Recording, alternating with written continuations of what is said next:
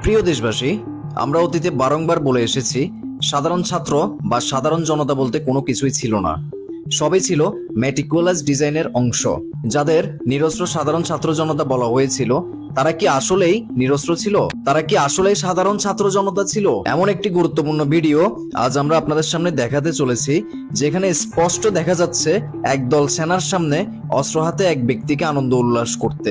সাধারণ ছাত্র জনতার হাতে অস্ত্র এসেছিল কোথা থেকে? দেশবাসীকে বোকা বানিয়ে আজ দেশের নিয়ন্ত্রণ নেয় দেশের ভিতরে ঘাপটি মেরে বসে থাকা স্বাধীনতা বিরোধী জঙ্গি গোষ্ঠী। এভাবেই একের পর এক সত্য উন্মোচিত করার লক্ষ্যে আমরা কাজ করে যাচ্ছি।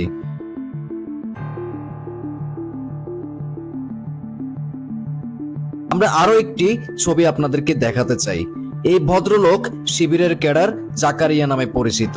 ছবিতে যার হাতে স্নাইপার সহ টেবিলে রাখা আমেরিকান তৈরি অত্যাধুনিক সব অস্ত্রশস্ত্র দেখা যাচ্ছে। আর ইতিমধ্যেই সমন্বয়ক এবং উপদেষ্টাদের মুখেই আপনারা শুনতে পেয়েছেন জুলাই আন্দোলনে শিবির সামনে থেকে নেতৃত্ব দেওয়ার গল্প। এখনো কি বলবেন এই আন্দোলন সাধারণ ছাত্র জনতার আন্দোলন ছিল?